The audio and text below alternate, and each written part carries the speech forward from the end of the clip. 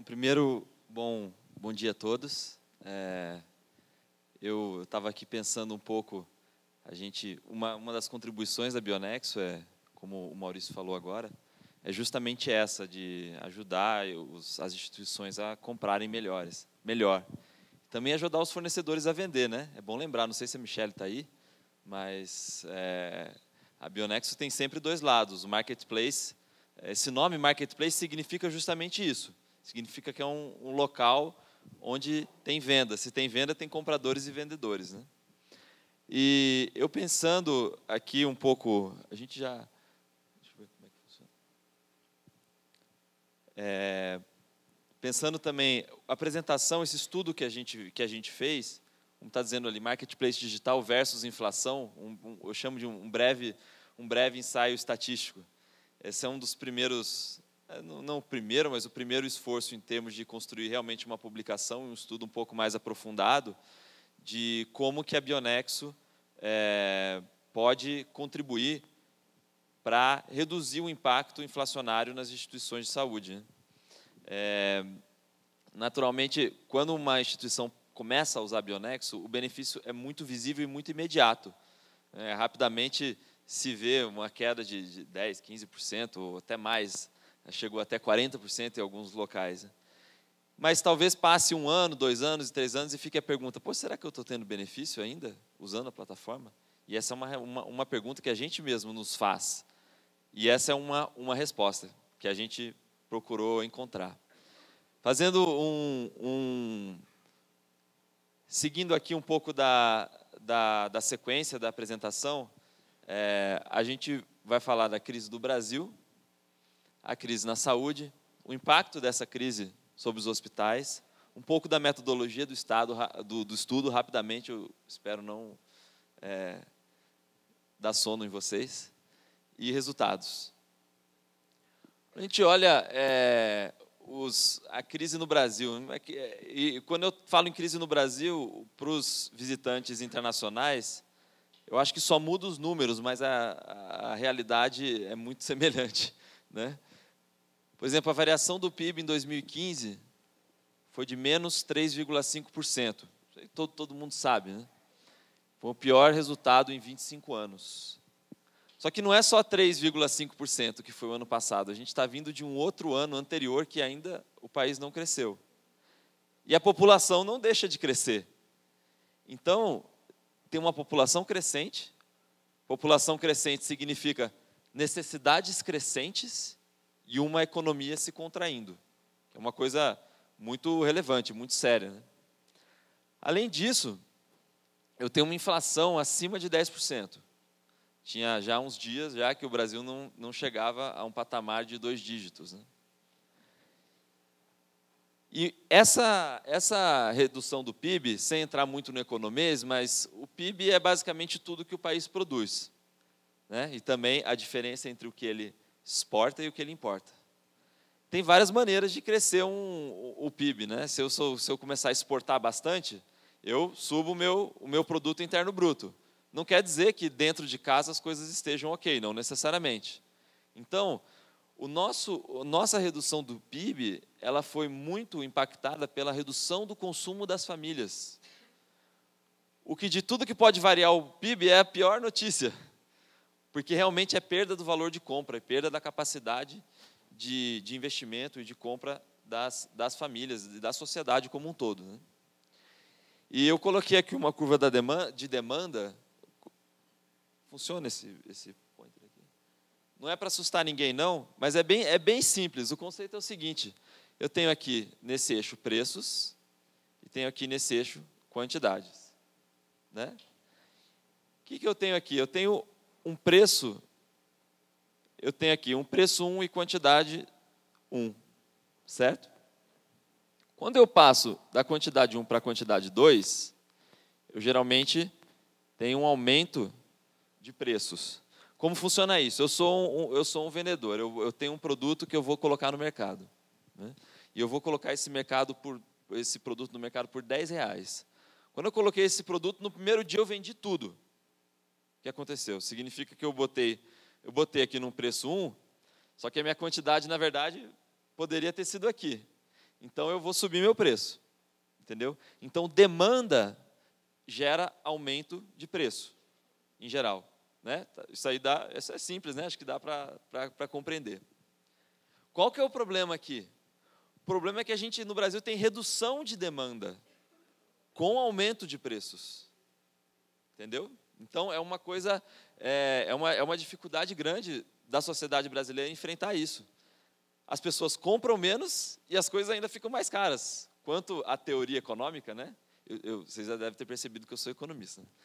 A teoria econômica, ela diz o contrário. Geralmente, quanto mais demanda, maior o preço. Quanto menos demanda, menor o preço. Não é o nosso caso. Bem-vindo à América Latina. Né? Além disso, uma consequência direta e muito visível hoje no Brasil é o aumento do desemprego. O desemprego no Brasil atingiu quase 10% já. O que, se a gente comparar com alguns outros países, talvez não seja tão alarmante. Mas, sempre quando se fala em indicadores econômicos, não só o número é o que vale. É 10%. Tem lugares que tem 25%. África do Sul, por exemplo, a população negra da África do Sul tem 75% de desemprego. É uma coisa muito séria. Tem gente com mais dificuldade que a gente. Mas o mais importante observar é a velocidade com que aumenta o desemprego. Porque se o desemprego está 10 e daqui 5 anos está 11, está relativamente tranquilo. Mas outro dia estava 5 e agora está 10. Então, para onde que nós vamos? Né? Tem um outro ponto que é resultado direto da queda do desemprego.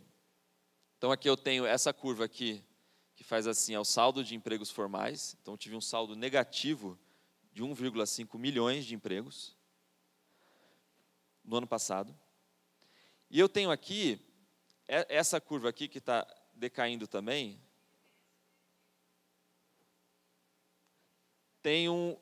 são beneficiários de planos coletivos empresariais. O que significa isso? Beneficiários de planos coletivos empresariais. É meio óbvio, mas o que são pessoas que são asseguradas pela companhia onde trabalham. Né? E uma redução do emprego, o resultado direto é que há uma redução no número de pessoas asseguradas pelas empresas. Né? Isso é um impacto direto. Mas, além disso, pode ser que a pessoa era assegurada, mas tinha alguém na família que ele conseguia, com o salário que tinha, pagar um plano diretamente, vamos dizer assim. Né? Que isso também se reduz. Então, o resultado geral é esse. O resultado geral é uma queda significativa no número de pessoas asseguradas por planos privados no Brasil. E aonde, voltando um pouco, não, vamos seguir já. E aonde que isso impacta? Vamos dizer, tem diversos impactos. A gente tem diversos no setor hospitalar brasileiro. A gente, claro, que tem hospitais de diversas naturezas, né? Tem hospitais pequenos, médios, grandes, privados, públicos, privados que atendem público, e tem assim uma diversidade grande. Né? Mas a gente falando, por exemplo, dos hospitais que têm SUS e atendem também o setor privado, ou planos privados. O que acontece quando a gente tem uma redução do número de beneficiados por planos privados? Obviamente, essas pessoas vão acessar o SUS. Né? Então, o que a gente tem visto é que claro que tem uma obrigação de se cumprir 50% de SUS, pelo menos, né? Em alguns casos tem variações aí, mas o que a gente vê é uma proporção, aumentando a proporção da receita que vem do hospital, falando da receita aqui, da receita que vem do hospital, advindo do setor público, enquanto o privado encolhe. Naturalmente, para os hospitais que têm essas duas, pelo menos essa alternativa, vamos dizer assim.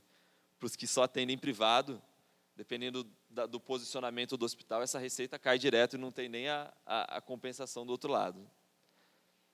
Pode até parecer uma coisa boa, bom, pelo menos eu posso receber do SUS. Só que tem um problema, o SUS não paga. Né? Tem esse problema também. Então, a gente sabe a dificuldade quem está aqui sabe muito mais até do que eu, a dificuldade que é se receber do Estado, né? A gente conhece diversos casos de hospitais que estão com a conta aberta de 20 milhões, 15 milhões, 30 milhões e assim por diante, né? Então, a gente tem uma redução no número de planos que impacta a receita e tem uma redução do repasse do SUS, também impactando a receita. Só que essa formulazinha básica, bem básica, é receita menos custos é igual ao resultado. Ah, tudo bem, eu estou tendo receita, mas pelo menos eu reduzo meus custos, né? Eu consigo reduzir meus custos e ainda fico com resultado ok. Só que a estrutura de custos do hospital é, por natureza, muito rígida, né? Poxa, eu vou simplesmente, e aconteceu, né? Vou simplesmente cortar leitos, não atender, eu vou reduzir receita, mas o custo, vou diminuir a energia elétrica e tal. Tem massa de manobra, mas por natureza é uma indústria que tem esses custos muito fixos, né? Mas eu tenho, do outro lado, pelo menos eu tenho os meus insumos, né? Eu tenho a parte fixa, pessoas, por exemplo, eu tenho insumos que eu posso trabalhar, mas o insumo está tendo pressão inflacionária, então os insumos estão subindo, né? Então, veja como é que é a equação do setor hoje. Eu tenho receitas decrescendo e custos estáveis ou crescendo, devido à pressão inflacionária. Se esse sobe e esse desce, esse aqui, ou o contrário, se esse desce e esse sobe, o resultado cai também. Então, essa é a realidade de muitos hoje no Brasil. Então, a gente procurou avaliar isso, né? Essa pressão inflacionária, como é que os nossos clientes ou as transações realizadas na plataforma, elas refletem isso, essa pressão inflacionária que está sendo largamente divulgada na mídia? Mas por que a Bionexo, né? Acho que todos aqui conhecem um pouco, pelo menos, a Bionexo, mas por que a Bionexo tem condição de fazer um estudo dessa natureza? É por essa realidade aqui. Isso é um retrato simples, vamos dizer, que resume um pouco do nosso marketplace. Aqui a gente tem mais de 1.000 instituições de saúde, aqui 9.000 fornecedores, cotações, e o mais importante é esse aqui. Não sei se dá para ver aí do fundo aí, mas o Dorico sabe de cor, então não precisa. Esse ano a gente tem uma previsão de ter 6 bilhões de transações realizadas pela plataforma de maneira digital. E qual que é a beleza disso? Uma beleza disso é que eu consigo registrar essas transações. Eu consigo agregar essas transações, né, e poder analisá-las. E é um pouco isso que a gente fez. Então, eu quero chamar o Denis aqui para me ajudar, porque quem botou a mão na massa, de fato, né? Foi um estudo construído a 3 mãos, vamos dizer assim. Eu construí um pouco da parte estrutural e da pergunta metodológica. A gente teve um economista muito querido nosso que desenhou a fórmula e a metodologia de cálculo, e o Denis foi quem realmente conseguiu capturar os dados, agregá-los e executar. Então, conta aí um pouquinho para a gente essa sequência. Bom dia, pessoal. Eu já vou aproveitar para me apresentar. Eu sou o próximo a falar, mas então eu já aproveito para informar que eu sou de inteligência de mercado na Bionexo. Eu me chamo Denis. E como o Rafa comentou, a gente caminhou junto na construção desse estudo, né? A gente tinha o desejo de refletir, nesse primeiro artigo, a realidade da maioria dos hospitais que são clientes Bionexo hoje, né?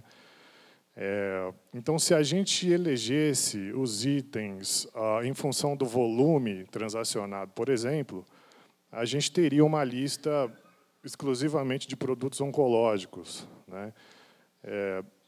Que ficaria um estudo bastante interessante, mas talvez não refletisse a realidade da maioria dos hospitais. Nem todo mundo trabalha com essa classe terapêutica. Então, o que a gente fez para elencar os itens, a gente extraiu os 16 itens com a maior quantidade de processo na plataforma Bionexo. Tá? Então, esse foi o critério. Porque, assim, dessa maneira, a gente extraindo os produtos que têm a maior frequência de compra, eu consigo atingir a maior base possível de hospitais que transacionam pela Bionexo. a gente fez uma extração direta na base e isso passou por uma etapa de remoção de outliers, né? E a gente vai falar disso com calma nos próximos slides, mas por que a gente precisa aplicar essa remoção de outliers? Porque, se a gente pegar um exemplo prático, né, quando um hospital compra um frasco de medicamento, o mais comum é que ele utilize a unidade de medida frasco para poder fazer essa compra. Mas a gente ainda encontra alguns hospitais que fazem essa compra por exemplo, ml, né? Então, o mesmo produto comprado numa unidade de medida diferente dá uma diferença de preço muito grande. E se eu trago isso para a minha amostra, eu posso refletir uma economia que não existiu, né? Então, os preços, por exemplo, em ml, nesse caso, a gente precisou remover, para a gente poder ter um cálculo confiável, tá? Depois, a aplicação dos cálculos, o Rafa falou da questão do PIB, né? A gente utilizou uma metodologia parecida, que passa por uma normalização. Então, para eu saber qual foi a variação de preço do ano de 2014 para o ano de 2015, eu utilizo a mesma quantidade comprada em 2014 com os preços de 2015. Tá? E, com isso, eu tenho a variação de preço. Ok? Que é essa fórmula maluca que está aqui. O que a gente quis? A gente colocou essa curva normal aqui. Só um ponto antes, eu acho que o Denis explicou um pouco que ele falou de remoção de outliers, né? Que é esse tal de outlier, né? Outlier é o dado mentiroso, né? Essa é a tradução em inglês, seria o dado mentiroso. É isso que ele falou, um dado que, na verdade, não representa a realidade. Às vezes como ele falou, cota um frasco, mas cota em ml. Então, era um frasco, aí o outro botou 1000 ml. Então, o frasco multiplicou por 1000. Então, isso é prática, né? E é um esforço necessário para se fazer qualquer tipo de estudo estatístico, né? Legal. E aí, para a gente poder fazer essa remoção de outliers, a gente usou, e aí eu tenho a mesma preocupação do Rafa de não tornar a conversa enfadonha, mas a gente usou uma curva normal, e a gente pegou essa área aqui, com intervalo de confiança de acima de 95%. Então, quando eu normalizo os preços, todas as transações que eu tive desses 16 itens nos anos de 2014 e 2015, coloco todos numa curva normal, com 2 desvios. Tudo que está fora desses 2 desvios, ou seja, essas compras que eu tive em unidade de medida diferente, elas vão estar todas fora dessa área que a gente utilizou para poder fazer o estudo. Tá? É claro que a gente sabe que muita gente é um pouco mais familiarizada com a questão estatística e tudo mais, mas, em linhas gerais, foi isso que a gente fez. E aí, se eventualmente alguém tiver alguma dúvida, a gente pode falar disso com detalhe. A gente recebeu bastante e-mail depois de veicular esse artigo, mas a gente vai estar à disposição para poder conversar. Então, foi isso que a gente fez para poder fazer essa remoção de outliers. Tá? Aplicamos a curva normal com 2 desvios e pegamos essa área de um intervalo de confiança de 95%. Tá? Bom, resultados, Rafa. A gente encontrou resultados que eu acho que, a mim, pelo menos, surpreendeu. A gente sabia que, naturalmente, a existência de um marketplace, a possibilidade de cotar com uma ampla gama de fornecedores e etc., a gente sabia que isso tinha um impacto em reduzir a inflação, mas não sabia a dimensão disso.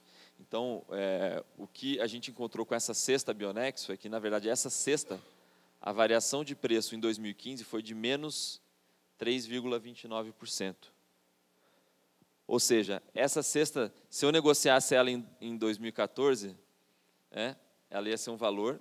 Se eu negociasse ela... Se eu negociasse, não. Ela negociada em 2014 foi um valor... Em 2015, ela foi um valor 3,29% inferior. Né? Então, isso é um indicativo de que, realmente, o uso de uma ferramenta como a Bionexo, ampla como de compras, para compras de aquisição de insumos hospitalares, ela realmente auxilia o hospital a reduzir a pressão inflacionária. Tá? A gente teve uma variação aqui do dólar, claro que vão ter medicamentos específicos que, né, variam mais ou menos de acordo com o dólar. A gente tem a CEMED aqui de 7,7%. A CEMED é importante observar que a CEMED ela é baseada no IGPM.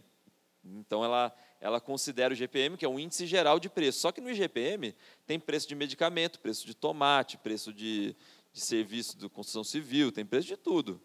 Então, a gente hoje não tem ainda, além um preço, uma CEMED de verdade, no sentido de que trabalha só e exclusivamente com dados relevantes para as compras hospitalares, né?